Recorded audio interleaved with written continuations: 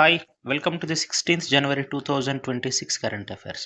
ఈరోజు current అఫైర్స్లో first point వచ్చేసి కేంద్ర హోంమంత్రి అమిత్ షా గారు గుజరాత్లో 629 క్రోర్స్ తోటి సో కొన్ని డెవలప్మెంటల్ ప్రాజెక్ట్స్ని స్టార్ట్ చేశారు. సో గుజరాత్లో ఎక్కడ అంటే గుజరాత్లోని మాన్సాలో ఎంత 629 క్రోర్స్, దాంట్లో 267 క్రోర్స్ తోటి వరల్డ్ క్లాస్ స్పోర్ట్స్ హబ్ని తయారు చేయడానికి శంకుస్థాపన చేశారు. సో ఇప్పుడు ఎందుకు మరి వరల్డ్ క్లాస్ స్పోర్ట్స్ హబ్ అంటే 2036 ఒలింపిక్స్ గేమ్స్కి ఇండియా ఆతిథ్యం ఇవ్వడమే మెయిన్ కాన్సెప్ట్గా ఈ వరల్డ్ క్లాస్ స్పోర్ట్స్ హబ్ని తయారు చేస్తున్నారు.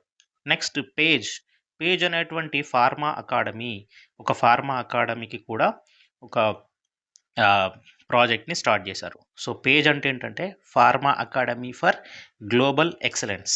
సో ఫార్మా రంగంలో భారతదేశము ధీటుగా రాణించడానికి అంటే వికసిత్ భారత్ 2047 లక్ష్యంలో మనం ఫార్మా రంగాన్ని చాలా డెవలప్ చేయాలి అనేటువంటి ఉద్దేశంతో పేజ్ అనేటువంటి pharma academy for global excellence అనేటువంటి హబ్కి ఈయన శంకుస్థాపన చేశారనమాట. నెక్స్ట్ ఇంపార్టెంట్ పాయింట్ వచ్చేసి BSL-4 bio containment facility. BSL-4 bio containment ఫెసిలిటీని తయారు చేస్తున్నారనమాట. ఎక్కడ అంటే ఇది మాత్రం గాంధీనగర్లో. సో దీనికి పెడుతున్నటువంటి ఖర్చు ఎంత అంటే 362 క్రోర్స్. సో BSL-4 అంటే ఏంటంటే bio safety level 4th standard అనమాట. ఇది హైయెస్ట్ లెవెల్ ఆఫ్ స్టాండర్డ్ అనమాట.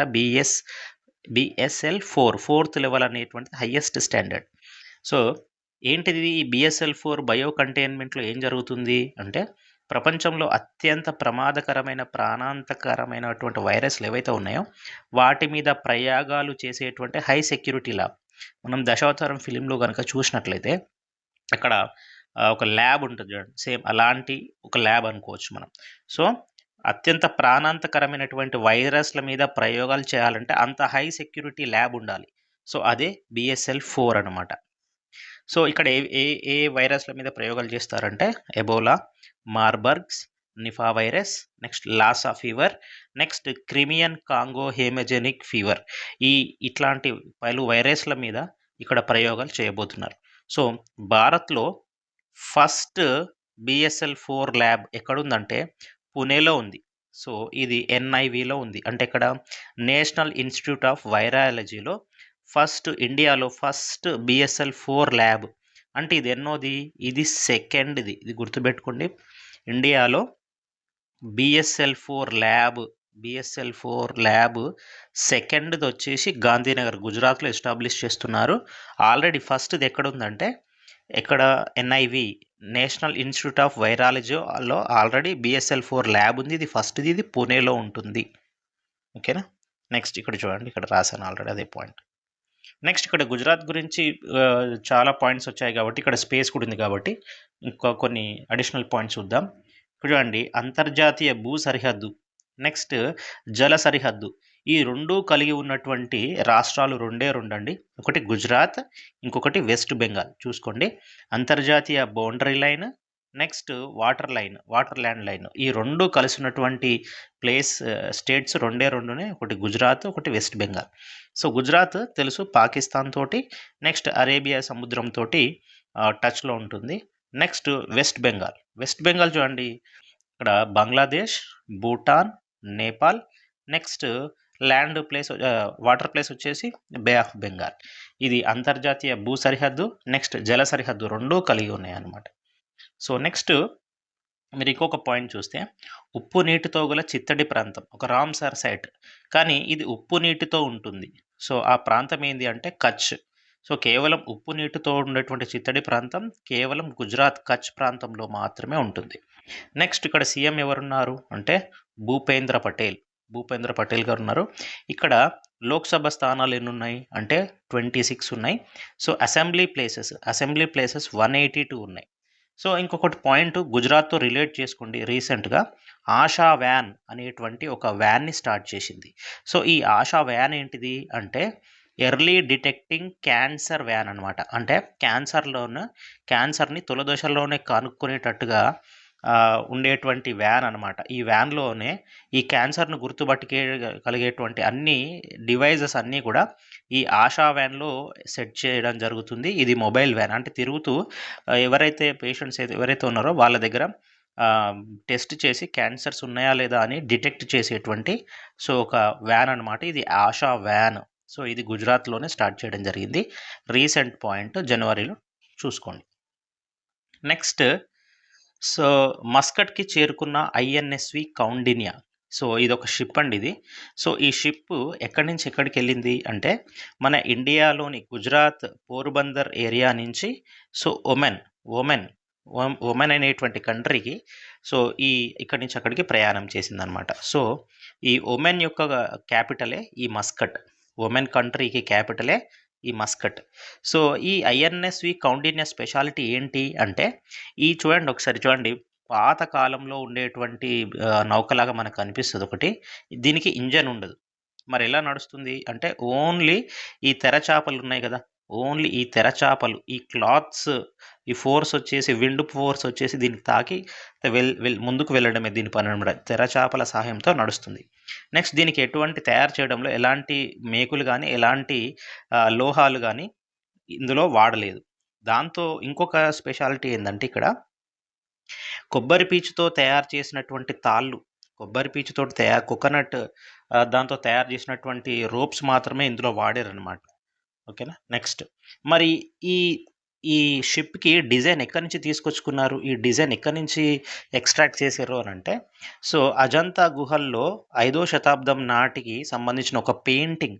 ఆ పెయింటింగ్‌లో ఏముంది? నౌక, ఒక చిన్నపాటి పడవ ఉంది. సో, ఈ అజంతా గుహల్లో ఉండేటువంటి నౌకా పెయింటింగ్ ఉన్నటువంటి దాన్ని ఆధారంగా చేసుకొని మాత్రమే ఐఎన్ఎస్‌వి కౌండిన్యాని డెవలప్ చేశారనమాట. సో, ఇది గుజరాత్ నుంచి ఒమెన్‌కి 1400 కిలోమీటర్స్ ప్రయాణం చేసిందండి. సో, ఎప్పుడు అంటే డిసెంబర్‌లో ప్రయాణం చేసి 2025 డిసెంబర్‌లో ప్రయాణం చేసి నిన్న లేదా మొన్న చేరుకుందనమాట. సో, ఇది డిస్టెన్స్ ఎంత? 1400 కిలోమీటర్స్. సో, దీన్నేమంటున్నాం? కుట్టు నౌక అంటున్నాం. ఎందుకంటే ఏమి మేకులు గానీ, లోహాలు గానీ, ఇంజన్ గానీ లేదు కాబట్టి దీన్ని కుట్టు నౌక అంటున్నారు, లేదా స్టిచ్డ్ షిప్. సో, ఒమెన్ తోటి మీరు రీసెంట్‌గా ఒక పాయింట్‌ని గుర్తు చేసుకోవచ్చు. ఇండియన్ ఆయుష్ వ్యవస్థని ఇంప్లిమెంట్ చేసుకున్నటువంటి 2 దేశాలున్నాయి ప్రెజెంట్ అయితే. ఒకటి ఒమెన్, దాని తర్వాత న్యూజిలాండ్.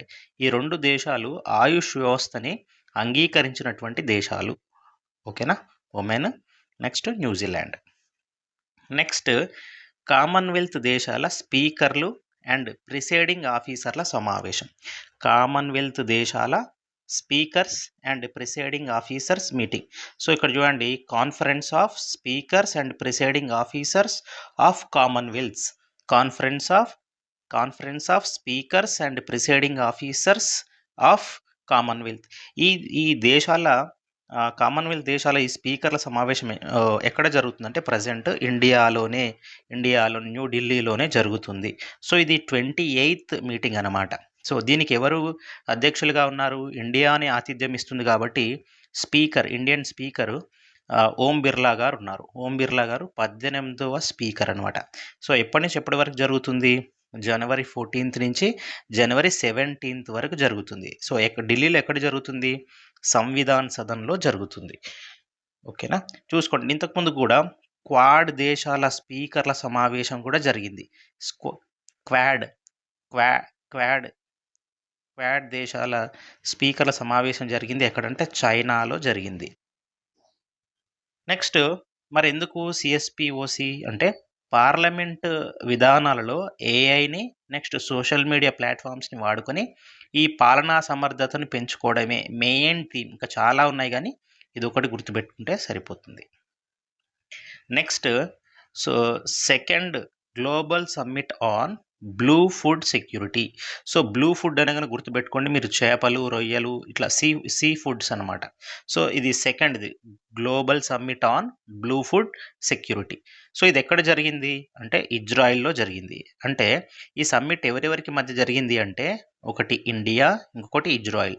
సో, ఇది ఎందుకు ఇంపార్టెంట్ అంటే సో, ఇజ్రాయెల్‌తో జనరల్‌గా మనం డిఫెన్స్ సెక్టార్‌కి సంబంధించి, ఆయుధాల కొనుగోలుకు సంబంధించి జనరల్‌గా మీటింగ్స్ పెడుతూ ఉంటున్నాం. కానీ ఇది మాత్రం బ్లూ ఫుడ్ సెక్యూరిటీకి సంబంధించింది. మరి వీళ్ళతోటి ఎందుకు ఇప్పుడు బ్లూ ఫుడ్ సెక్యూరిటీ చేస్తున్నాం అంటే, ఇజ్రాయెల్ అనేది చాలా తక్కువ వాటర్ వాడుకొని ఎక్కువ సీ ఫుడ్‌ని జనరేట్ చేయడం, ఇట్లాంటి కార్యక్రమాలు చేస్తుంది కాబట్టి, ఎక్కువ ప్రొడక్షన్‌ని చేస్తుంది కాబట్టి, ప్రెజెంట్ మనం ఇజ్రాయెల్‌తో ఈ సమ్మిట్ పెట్టుకున్నామనమాట. సో, ఇజ్రాయెల్‌లో ఎక్కడ జరిగింది అంటే ఐలాట్ అనేటువంటి ప్లేస్‌లో ఈ సమ్మిట్ జరిగింది. సో, ఒప్పందం ఎవరెవరు జరిగింది? India, Israel. ఎప్పుడంటే జనవరి 13th to 15th. సో, ఈ పర్యటన మరి ఇండియా నుంచి ఇజ్రాయెల్‌కి వెళ్ళింది ఎవరు అంటే రాజీవ్ రంజన్ సింగ్. ఈ రాజీవ్ రంజన్ సింగ్ గారు ఎవరు అంటే కేంద్ర మత్స్య శాఖ మంత్రి గారు. కేంద్ర మత్స్య శాఖ మంత్రి గారు ఉన్నారు, చూసుకోండి. నెక్స్ట్ కొన్ని అపాయింట్మెంట్స్ ఉన్నాయండి. ఒకటి NIA. So, national investigation agency. So, జాతీయ దర్యాప్తు సంస్థ. సో, ఎవరు దీనికి అపాయింట్ అయ్యారు ఎన్ఐఏకి అంటే చీఫ్‌గా Rakesh Agarwal. Next ITBP, Indo Tibetan border police. So, దీనికి Shatrujit Singh Kapoor. Next BSF, border security force. ఎవరు? ప్రవీణ్ కుమార్ గారు దీనికి మెయిన్ హెడ్స్‌గా అపాయింట్ అయ్యారు. సో, ఈ వీడియోస్ మీకు group 2 and group 3, SI, PC, ఇప్పుడు రాబోయేటువంటి మిగతా నోటిఫికేషన్స్‌కి ఈ కరెంట్ అఫైర్స్ మీకు ఖచ్చితంగా యూజ్ అయితండి. చాలా సింపుల్ ఎక్స్‌ప్లనేషన్ ఉంటుంది. కాబట్టి ఈ వీడియోస్‌ని లైక్ అండ్ సబ్స్క్రైబ్ చేయండి. Thank you.